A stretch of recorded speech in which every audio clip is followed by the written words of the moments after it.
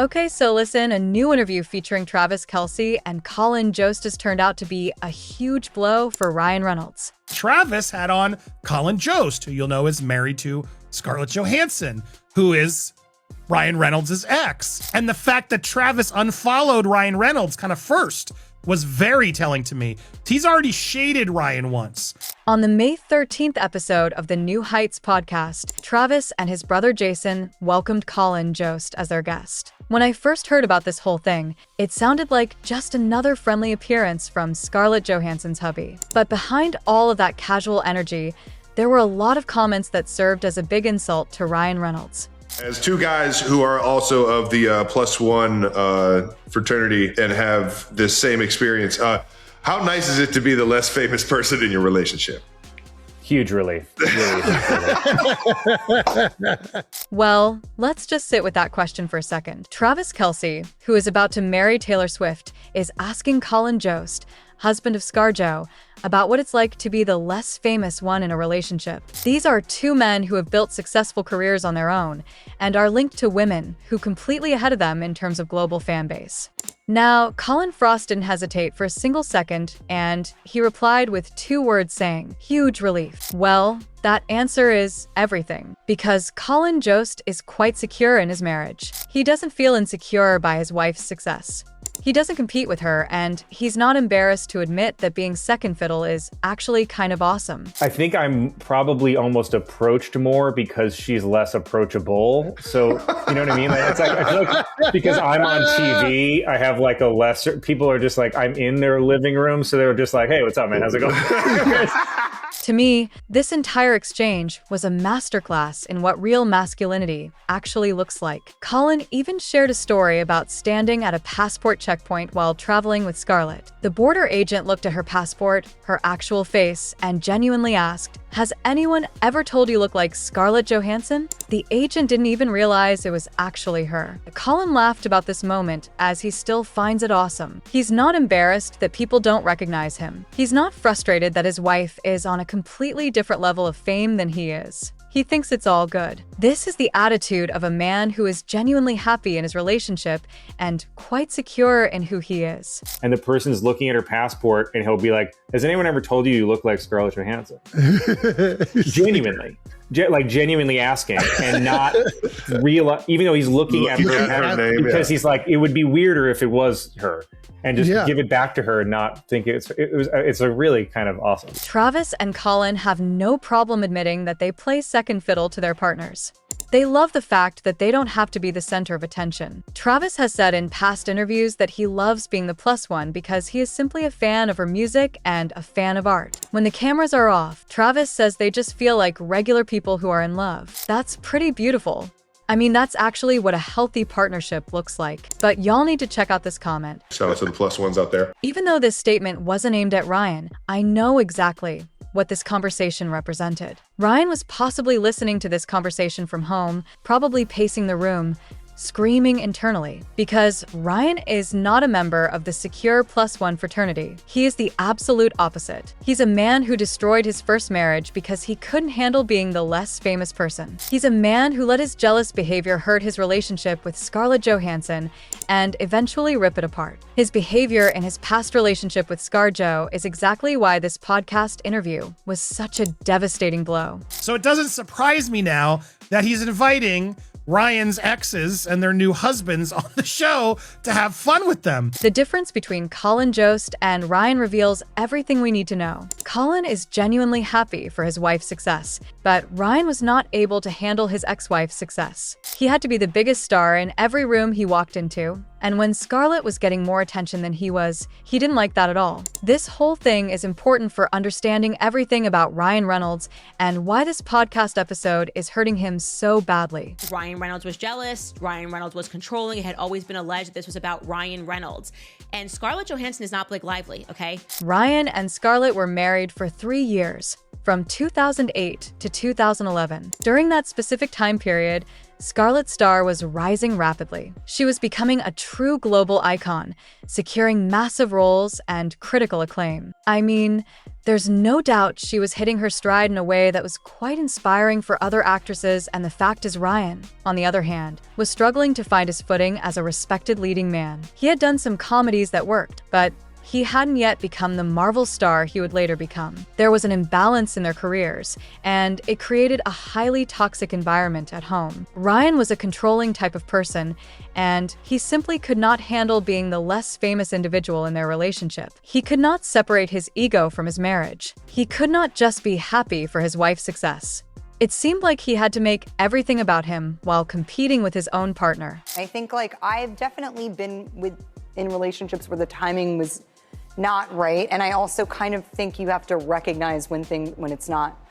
Obviously, if you know it's not the right person, it's not the right person, but sometimes it's a good person, but the timing is off, and it's important to be open to that too. Scarlett has hinted at this dark dynamic in several interviews over the years. She is always careful, mature, and classy, never mentioning Ryan by name directly, but the meaning of her words is always perfectly obvious to everyone paying attention. In a 2016 interview with Cosmopolitan magazine, she talked openly about what it takes to make a relationship work. According to her, the logistics of being with another actor are challenging. There has to be a real understanding of how you share your time, especially when two people's careers are going at the same rate. Or even if one person is more successful than the other, that also proves challenging. There may be a competitive thing. This competitive thing is the exact opposite of what Travis Kelce and Colin Jost enjoy. Travis and Colin do not compete with their partners. Ryan Reynolds, however, viewed his marriage as a strict competition. He saw Scarlett's massive victories as his own personal defeats. He could not separate his ego from his marriage. In a 2015 interview with Parade magazine, Scarlett went even deeper into the fragile mindset of insecure actors. She revealed that acting is a very strange world to be coexisting in. It's quite volatile, and there's always going to be the more successful person. She also claimed it's related to rejection, because actors, if they're not having success, connect it directly to the fact that nobody wants them. She even said this, and I quote, "Marriage takes a lot of work. It takes a man who's not only confident in the love that you have for one another, but confident in what he is going on in his own career." I believe Ryan felt sidelined by the industry, while his wife was universally loved by fans. Instead of supporting her and being a solid rock for her, he let his competitiveness destroy their bond. He let his ego tear apart something that could have worked if he'd just learned to step back and be happy for her. Scarlett got a major upgrade in Colin Jost. He is everything Ryan is not. He's genuinely funny without being mean. He's secure without needing the constant spotlight. He's completely happy to let his wife shine. He celebrates her success instead of feeling threatened by it. Meanwhile, Ryan is Blake Lively with him. Blake is someone who shares his deep need for constant public attention, personal branding, and total control over their public image.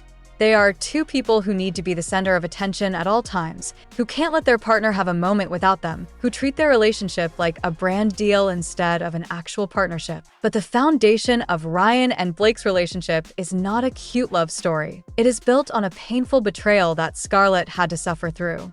And once you see the actual timeline of how they got together, you can't unsee it. They stayed together in 2011 after the launch of Ryan Reynolds' movie Green Lantern, which is where he met his now wife Blake Lively. This is where it may start to get messy. Ryan Reynolds and Scarlett Johansson broke up in 2011, but he was filming the movie Green Lantern with Blake Lively in 2010.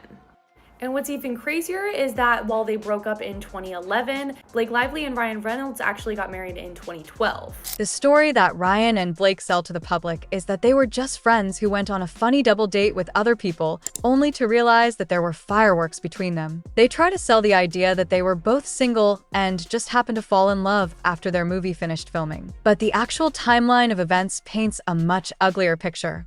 It is a picture of cheating, overlapping relationships, and heavily guarded secrets that they have spent years trying to bury. Let me walk you through the actual timeline, because everything begins on March 15th, 2010, when filming for Green Lantern started in New Orleans. This is where Ryan and Blake met on set and spent months filming scenes together. By July 2010, Ryan and Blake appeared together at Comic-Con to promote Green Lantern, displaying intense chemistry while still officially involved with their respective partners. They were already acting like a couple in public, while both of them were still in serious relationships with other people. But here's where things get really messy. The proof of their hidden relationship was solidified in September 2010 when Vanson Incorporated was secretly registered in California. This company was formed by combining Ryan's hometown, Vancouver, and Blake's hometown, Tarzana, California. So Van from Vancouver, Zahn from Tarzana. Fun son. Now y'all need to tell me why in the world would two people who are just friends and were both in serious relationships create a combined corporate shell company together? The answer is simple. They were planning their future. They were mixing their business while Ryan was still married to ScarJo. Just 1 month later, in October 2010, Blake ended her 3-year relationship with Penn Badgley. Similarly, in December 2010, Ryan finally ended his marriage to Scarlett, and they announced their separation. The end of their marriage was finalized in July 2011, but months before that, Ryan and Blake were already caught flirting during interviews and promotional events. You have a bodyguard? Wow. What a huge deal. Yeah, man. Wow. In the fall of 2011, the couple revealed they had officially started dating. This was basically to cover up the fact that their secret affair on the movie set began a full year and a half earlier. However, this timeline completely destroys the cute origin story they try to sell. In March 2010, they were playing love interests on set. By September 2010, they had formed a company together. By October 2010, Blake was single. By December 2010, Ryan was single. But they didn't admit anything until 2011. That's not how friends act. That's not how people who are just filming a movie together behave. That is how people behave when they're hiding an affair. That is how people behave when they're cheating on their partners. They create secret companies, hide their relationships, and lie to everyone around them. But eventually, when the truth comes out, they try to make it look like they got together later than they actually did. But the timeline doesn't lie. The receipts came out, and everyone who was paying attention back then knows exactly what really happened. They knew it was shady, which is why they've brought in people to help hide the fact it's shady, which is getting out regardless. The company they created in 2010 was used again 14 years later in an even uglier way. The thing is, Vanson Incorporated was an inactive shell company. It allowed them to conduct business and hide money from their respective partners.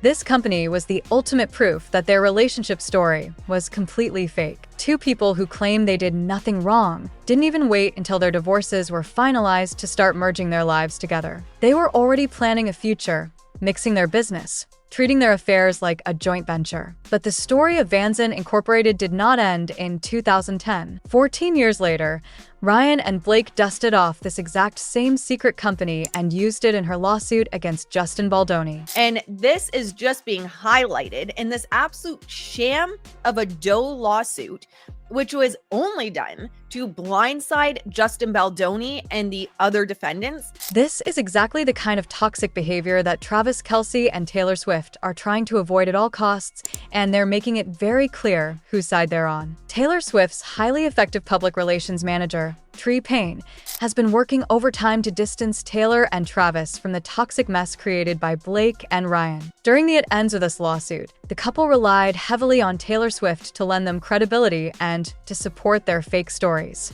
Taylor was friends with Blake, but the tide has completely turned, and her team knows exactly who they had been associating with. What was it like having Travis Kelce? Honest take on Travis Kelce as a host. Fantastic. I hope you know. By linking Travis Kelce with Colin Jost on a public platform, Taylor Swift's team is sending a clear message to the world. They are moving away from the Ryan's camp. They are choosing to associate with the current husband of Ryan's ex-wife. They are choosing the secure, mature, grounded couple over the lawsuit-happy couple. Travis Kelce previously made the deliberate choice to unfollow Ryan Reynolds. For months, I wondered about the exact reason behind this cold shoulder. I tried to figure out what happened, but the whole situation became crystal clear when Travis invited Colin Jost on his podcast. Colin is not just a famous comedian. He is the husband of Scarlett Johansson, and by bringing Colin onto his massive platform as a guest, Travis made a strong statement that everybody could understand. Colin did this interview just a week after Blake Lively settled everything with Justin Baldoni. Right when the news was fresh, right when everyone was talking about how Blake's case had been gutted and she had basically lost everything, Taylor Swift's future husband brought Colin to celebrate the exact opposite of what Ryan Reynolds represents. The Gossip Girl alum may not get an invite to her once close friend Taylor Swift's upcoming wedding to Travis Kelce, according to a new report. The ultimate proof of where the real power lies in this new Hollywood order is the guest list for Taylor Swift's upcoming wedding. This is going to be one of the most exclusive, most anticipated, most watched celebrity events of the year. And Ryan Reynolds and Blake Lively are absolutely not making it there. Taylor and Travis have dealt with intense, non-stop media attention since they began dating in 2023. Privacy is their #1 priority. They know that the moment the details of their wedding leak, the event will be swarmed by paparazzi and completely ruined. They don't want that.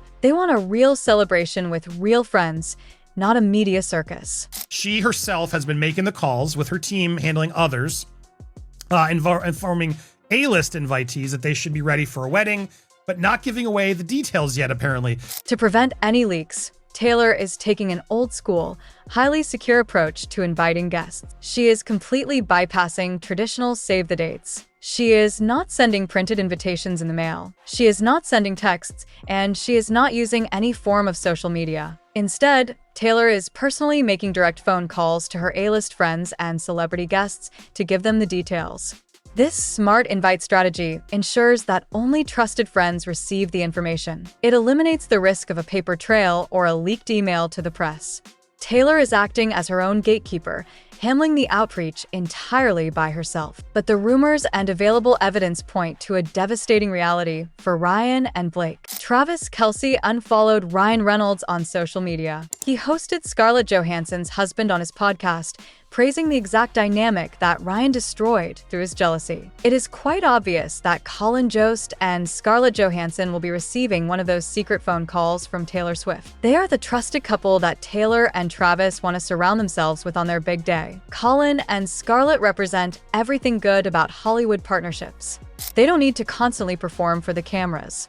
They just live their lives and let their work speak for itself. I personally believe Ryan and Blake will be sitting at home, scratching their heads, asking where it all went wrong. They'll be watching the news coverage from their living room, wondering why they weren't invited, wondering what happened to all their connections, power, and influence. But it is not crazy at all. It is the natural consequence of their actions. They built their empire on lies and a willingness to destroy anyone who got in their way. And now, the people who actually have class and integrity and genuine security have drawn a line. And it makes many wonder, could they be invited to the wedding instead of Blake and Ryan? Can you imagine? While Ryan and Blake deal with the fallout of their lawsuits and their damaged reputations, Taylor and Travis are operating at a completely different level. A recent trip to London proves just how solid their inner circle has become and how far above the petty Hollywood drama they have risen. During a break in their busy schedules, Taylor and Travis spent a few magical days in London. They didn't hide themselves from the world, but they moved with a quiet confidence that says everything about who they are. The couple also attended a performance of Romeo and Juliet in the West End to support their friend Sadie Sink. Their London trip included attending the 40th birthday party of Poppy Delevingne. The party was not just a typical Hollywood event. It was a gathering of the true global elite. This is not the same as a regular celebrity party where everyone's trying to take pictures and get press coverage. This is a different world. Taylor already has established connections with global celebrities. She has real, genuine relationships with some of the most powerful and well-connected people in the world. The fact that Taylor and Travis are blending into rooms with different personalities reveals the kind of high levels they are operating on. They are building a strong fortress of trusted, high-level friends. Scarlett Johansson and Colin Jost fit perfectly into this mature world. Ryan Reynolds and Blake Lively, with their messy lawsuits, fake shell companies, cheating timelines, and desperate need for social media attention, simply do not fit at all into this world. They represent old Hollywood, the fake version where everything is a brand deal and every moment is manufactured for maximum engagement. What kind of moral code and honor system does Ryan Reynolds have? So, what does all of this mean at the end of the day? What is the actual lesson here? And why does this story matter so much? I think the battle lines have been drawn, and the results are final. The industry is watching a massive changing of the guard. On one hand, we have a new ideal: couples who support each other without jealousy, respect privacy, and handle their business with extreme maturity. Travis Kelce and Taylor Swift represent the absolute peak of this ideal. Colin Jost and Scarlett Johansson share these exact same values. On the other side, we have the ghosts of the past. Ryan and Blake represent the other side of fame. Their relationship was built on the ashes of Ryan's marriage to Scarlett and his deep jealousy of her success.